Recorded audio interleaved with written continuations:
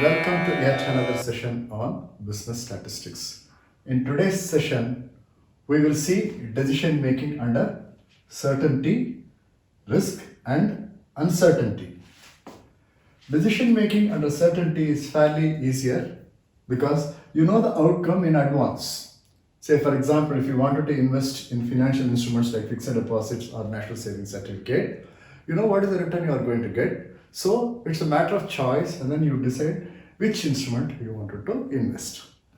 When you come to decision making under risk, there is some amount of risk taking, or you make some predictions. Say, for example, when you wanted to invest in the stock market or equities or mutual funds, you make an assessment about the movement of the stocks or the net asset values of the mutual funds. So you make certain calculations mentally, or you go through some past records and make a decision. So the outcome is somewhat known based on which you take a decision, and that is decision making under risk. When you come to decision making under uncertainty, the things are much more much more vague, or rather you do not have adequate information about the situation in which you are going to take a decision. What you do is that you try to understand the business scenario and try to build up a model using decision trees. Decision trees are something similar to branches of a tree, where the tree branches out and then the branches further branches out. Like that, in decision tree also, what you do is that you take certain decisions that will lead to certain state of nature or events, and these events or state of nature has got certain probabilities, and based on that you make further decisions and then further branch out to additional events or state of nature, and it goes.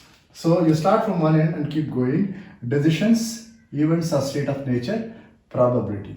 So with help of all these things, what you can do is that you can arrive at an expected payoff, because you do not know in advance what is the payoff you are going to get out of the business scenario or the scene. But what you can do is that you can make certain assessment about the probabilities of state of nature or the events, and also the expected returns, because you can always use the probability to arrive at.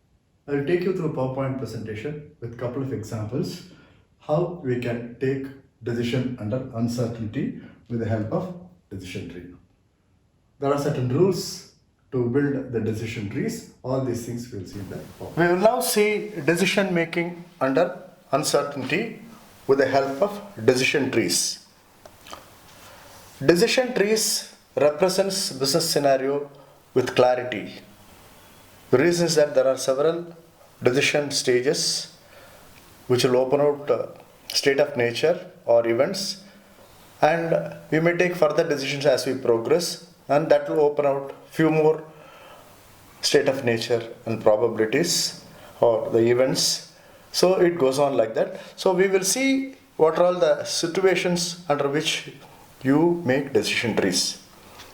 Business situations need decision alternatives, and they open out state of nature or events, and these state of nature or events have got probabilities, and payoff is associated with probability of occurrence, because you can only make certain assessment about an event's probability, and that is what you talk about decision making under uncertainty. And as we make decisions, it will open out alternatives and you have to move on. Let us see how to represent them in a decision tree. Okay, and decision trees are something similar to branch of a tree, which I have already discussed and explained. Now, to build decision trees, you have to follow certain methodology. Decision nodes are represented by square, and emanating branches are the course of action, which is represented by an arrow, and probability or chance nodes are represented by a circle, and events or the state of nature are represented by an arrow. And we all know probability lies between 0 to 1. With the help of these symbols, we will build a decision tree in business situations. Let us take a simple example. We will go through probability tree. So there's a good monsoon and there's a bad monsoon. So these things occur with certain probability, and this is the state of nature.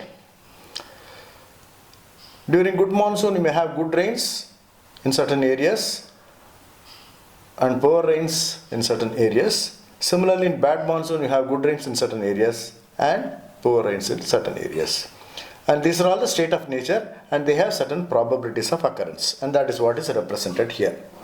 Now let us take an example, a farmer's dilemma. A farmer need to decide whether he should buy a long-term crop or short-term crop, and that depends on whether he is anticipating a good monsoon or a bad monsoon. So let us assume for a moment here that what is it he is going to do if the probability of this state of nature or events as shown. So in this scenario, you see the good monsoon is probability is 0.8 and good rains is 0.8 and poor rains is 0.2. Under bad monsoon, the good rains are 0.6 and poor rains are 0.4. So in this scenario, what we are going to see is that at the end of this point, a probability of good monsoon, good rain will yield a joint probability of 0.64. Likewise, a good monsoon and a poor rains will yield 0.16. So all the things are explained here. Now what we can understand here is that it depends on the ability or the willingness of the farmer to take risk. So if he is willing to take good risk or in a high risk, rather if he is an optimist, perhaps he will anticipate good rains, okay, with good monsoon, and he may buy a long-term crop. And if he is a pessimist, he will estimate the net result is going to be as low as 0.08 is the probability of bad monsoon and a poor rain. So he may not be buying long-term crops or even short-term crops, or you may even try to postpone. So it all depends on what is it you would want to do it. So this is a typical representation of decision tree only with probabilities, okay, and an example of a farmer. So you can move on anything from optimistic to pessimistic depending on his risk appetite. Now let us move on to decision tree diagram. In decision tree diagram, as I told you, there is a square that represents the decision node wherein you have to take the course of action or the decision, and then that will open out certain event of nature, okay, and these event of nature will have probabilities. They are all represented here, and based on the occurrence of such probability, you will once again take another decision, okay, and based on that again few more state of nature or probabilities can open up, and that's the way it is. So typically you can see a decision, a course of action, which opens out certain activities or state of nature.